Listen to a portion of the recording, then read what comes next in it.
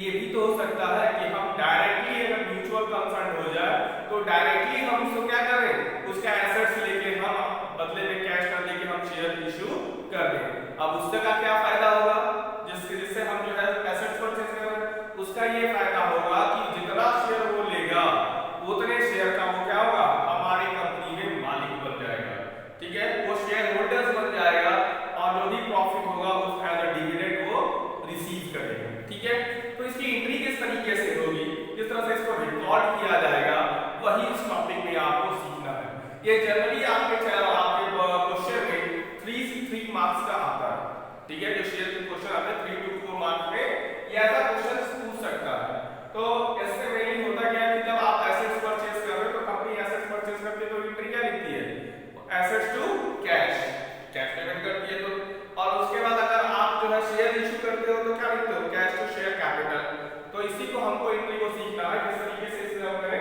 फिर से एक बार समझ लीजिए, इस केस में क्या होता है, कंपनी क्या करती है, शेयर इशू ना करके जब एसेट्स परचेज करती है उसको पैसा ना देके क्या करती है, उसको सीधे शेयर इशू कर देती है। जितने के वैल्यू का एसेट्स होता है उतने वैल्यू का वो शेयर उसको इशू कर देती है। किससे, किसको, जिससे उसने एसेट्स परचेज किया हुआ है। तो देखते हैं एंट्री इसमें क्या होगा। देखिए, issue of share to promoters, दो लोगों को इशू किया, या तो आप एसेट्स खरीद रहे हो या फिर जो आपकी कंपनी फॉर्म हो रही हो, जब कंपनी आपकी बन रही होगी तो प्रमोटर्स के द्वारा ही बनती है। अब प्रमोटर्स को हमको क्या करना होता है, पैसा पे करना होता है, और कंपनी के पास तो स्टार्टिंग में पैसा कम होता है, तो कंपनी क्या कर सकती है, अगर प्रमोटर्स तैयार हो तो कंपनी उनको शेयर भी इशू कर सकती है। तो अगर प्रमोटर्स को शेयर इशू किया जा रहा है तो आपकी एंट्री होगी इनकॉर्पोरेशन कॉस्ट। इनकॉर्पोरेशन कॉस्ट क्यों बोला जा रहा है कि प्रमोटर्स क्या करते हैं, बिजनेस को डेवलप, बिजनेस को इनकॉर्पोरेट करने में हेल्प करते हैं। तो वो जो उनको पेमेंट किया जा रहा है वो क्या कहलाता है, इनकॉर्पोरेशन कॉस्ट कहलाता है। तो इसलिए incorporation cost to share capital, अगर इसको कैश दिया गया होता तो इनकॉर्पोरेशन कॉस्ट को कैश होता, लेकिन हमने कैश दिया नहीं, उसको शेयर इशू कर दिया, इसलिए एंट्री क्या हो जाएगी, incorporation cost to share capital. ठीक है, उसी तरीके से जब हम एसेट्स परचेज कर रहे हैं तो जब एसेट्स परचेज किया जाएगा तो हम देखिए दूसरा केस है, issue of share for purchase of assets. ठीक है, अगर आप एसेट्स परचेज कर रहे हो तो एंट्री क्या होगी, एसेट्स टू कैश। लेकिन हम यहाँ पे क्या कर रहे हैं कि हम यहाँ पे कैश नहीं दे रहे हैं, हम यहाँ पे कैश के बदले में शेयर इशू कर रहे हैं। ठीक है, तो when assets are purchased from the vendor, vendor का मतलब हो गया जिससे आप दुकानदार, जिससे आप एसेट्स परचेज कर रहे हो, तो सबसे पहले एंट्री होगी सैलरी एसेट्स टू वेंडर, उधार खरीदोगे। उसके बाद when shareholders are issued to vendor, when shares are issued to vendor, vendor's account debit to share capital। बहुत सिंपल एंट्री है, कोई टिपिकल नहीं है। यहाँ पे आपको नंबर ऑफ शेयर्स कैलकुलेट करना पड़ेगा। अब एक चीज और ध्यान दीजिएगा, इसमें जो है जो शेयर इनको इशू किया जाए वेंडर को या प्रमोटर्स को, ये एट पार भी इशू किया जा सकता है, एट प्रीमियम भी इशू किया जा सकता है। तो जितने की वैल्यू, जितना शेयर की वैल्यू आपको दी होगी, आप क्या करेंगे, जितने का एसेट्स है, शेयर 100 रुपए का एक शेयर तो 100 से डिवाइड करेंगे, जो वैल्यू आई है उतना शेयर आपने क्या किया है, इशू किया है। तो इसको सीखने के लिए आप और क्वेश्चंस कर लेते हैं ताकि आपको और क्लियर हो जाए और आपको कोई दिक्कत ना हो। ठीक है, तो इसका टॉपिक आपको समझ में आया, issue of share for consideration other cash. इसका मतलब फिर से मैं एक बार रिपीट कर रहा हूं ताकि आप लोगों को कंफ्यूजन ना हो। इसका मतलब ये होता है कि कंपनी हर बार, ये जरूरी नहीं है कि सब जो भी परचेज करे तो कैश, याद कीजिए, चलिए इसको हटाइए, आप याद कीजिए बाटा सिस्टम। बाटा सिस्टम मनी का इन्वेंशन नहीं हुआ था, तो बाटा सिस्टम होता था, उस समय क्या होता था, एक सामान लेते थे बदले में दूसरा सामान देते थे। यहाँ भी कुछ उसी तरीका है। कंपनी क्या करती है, कंपनी सोचिए एक बार कि कंपनी शेयर इशू क्यों करेगी, कंपनी शेयर इशू करती है पैसे को लेने के लिए, ताकि उसके पास पैसा है, और उस पैसे को क्या करती है, उस पैसे से कंपनी जो है जो भी जरूरत की चीजें हैं उसको वो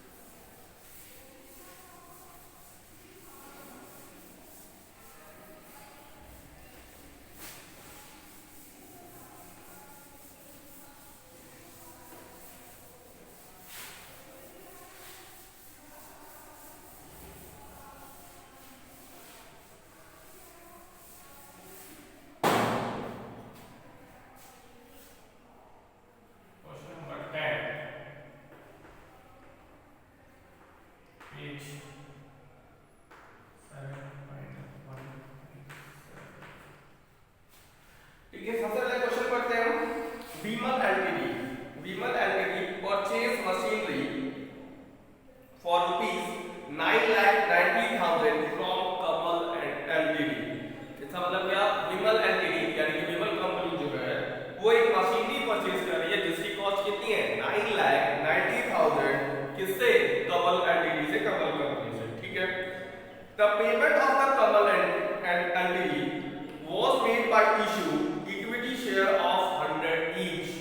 जो पेमेंट कर रहे हैं यहाँ पे 9,90,000 हमको पेमेंट करना था, 9,90,000 का पेमेंट जो है हम कैश में ना करके हम क्या कर रहे हैं, उसको इक्विटी शेयर इशू कर रहे हैं और एक इक्विटी शेयर कितने का है, 100 रुपए का। तो हम क्या करेंगे, 9,90,000 को 100 से डिवाइड करेंगे तो आपका आ जाएगा 9,900 इक्विटी शेयर जो है इशू हो रहे हैं 100 each। pass the necessary journal entry in the book of Vimal LTD for the purchase of machinery and the issue of share when। पहला तो के मैंने अभी थोड़ी देर पहले बताया था, शेयर जो इशू किया जाता है किसके, एसेट्स के बदले, तो वो एट पार भी हो सकता है और एट प्रीमियम भी हो सकता है। तो यहाँ पे बोला कि दोनों केस में आप बताइए कि दोनों केस में एंट्री क्या होगी, जब शेयर जो है इशू हो रहा है एट पार पे और दूसरा share were issue at the premium. ठीक है, एक ही क्वेश्चन से आपको दोनों समझा देना है ताकि आपको आगे कोई फर्दर डिफिकल्टी ना हो। तो चलिए देखते हैं, तो सबसे पहले हम एंट्री कौन सी करेंगे, जो एसेट्स परचेज किया गया है उसकी एंट्री करेंगे। तो उसकी एंट्री क्या लिखा था मैं, सन्ड्री एसेट्स टू वेंडर। अब उसमें वेंडर इसलिए था क्योंकि वहां पे वेंडर का नाम नहीं मालूम, अगर वेंडर का नाम पता है तो उसका हम नाम लिखेंगे। तो वेंडर का नाम दिया हुआ है कमल एलटीडी, तो लिखिए क्या करना गया, मशीनरी। तो पहली एंट्री हो जाएगी आपकी मशीनरी,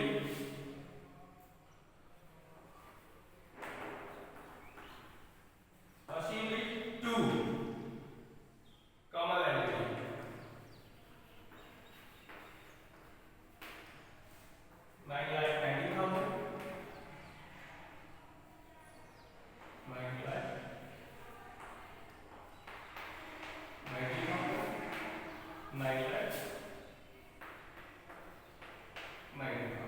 ठीक है, नरेशन लिख देंगे आप, machinery purchase from Kamal LTD. ठीक है, दूसरी एंट्री में दो केस बोला, एक एट पार पे क्या होगा और एक एट प्रीमियम पे क्या होगा। तो चलिए अब केस फर्स्ट देखते हैं। केस फर्स्ट, केस फर्स्ट में हम क्या करेंगे, एट पार पे है तो कमल एलटीडी टू शेयर इक्विटी बोला है तो इक्विटी शेयर कैपिटल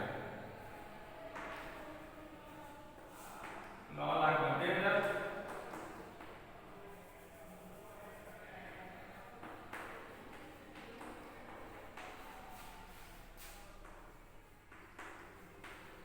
9,90,000। ठीक है, इसमें कोई इसका रिलेशन क्या होगा, इश्यू। अब यहाँ पे ध्यान ये देखना है कि हमें ने कितना शेयर इश्यू किया, नंबर ऑफ, आपको देखिए यहाँ पे लिखा है number of share issue.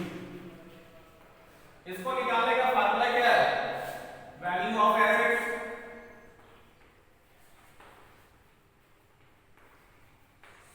Divided by value of one share. ठीक है, ये फार्मूला है आपका। अब देखिए वैल्यू ऑफ एसेट्स कितना है, 9,90,000। ठीक है, चलिए मैं लिखता हूं डिवाइडेड बाय एक शेयर की वैल्यू कितनी है, देखो इसे दिया हुआ है 100 ईच, 100 डिवाइड कर लीजिए तो आपकी वैल्यू कितनी होगी 99। सॉरी, शेयर कितना इशू हुआ 9,900। याद रख लेंगे issue 9,900 equity share to Kamal LTD. ठीक है, ये कौन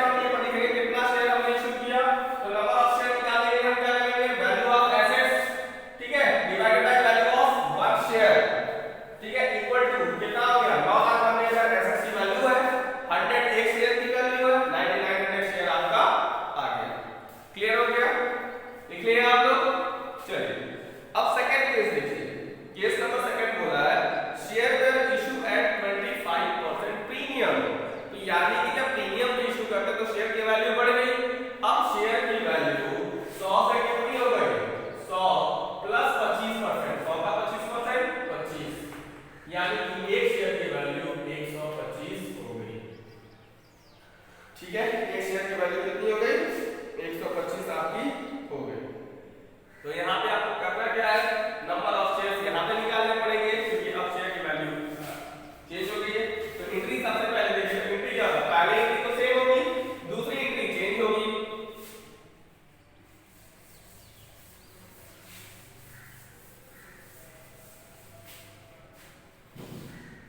एक सेकंड, दूसरी एंट्री में कमल तो सेम रहेंगे, कमल एंट्री 2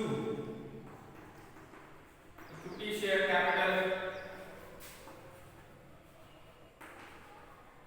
2, प्रीमियम क्या हो रहा है, to security premium reserve, SPR मैंने शॉर्ट फॉर्म में लिखा हुआ है। अब अमाउंट लिखेंगे,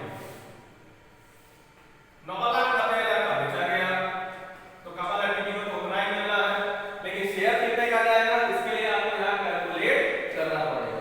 अब कैलकुलेट करने के लिए क्या करेंगे, फार्मूला तो आपका सेम है, फार्मूले में कोई चेंजेस नहीं है, ठीक है बस, लेकिन यहाँ पे वैल्यू ऑफ वन स्टॉक आप कितने का हो गया, बोलिए कितने का हो गया, ऊपर बताया था ना 100 प्लस 25 कितना हो गया 125, यहाँ 125 से आप डिवाइड करेंगे। ठीक है, जब 125 से डिवाइड करेंगे आप तो आपकी वैल्यू कितनी आएगी, डिवाइड करिए ये आपका आ जाएगा 7920,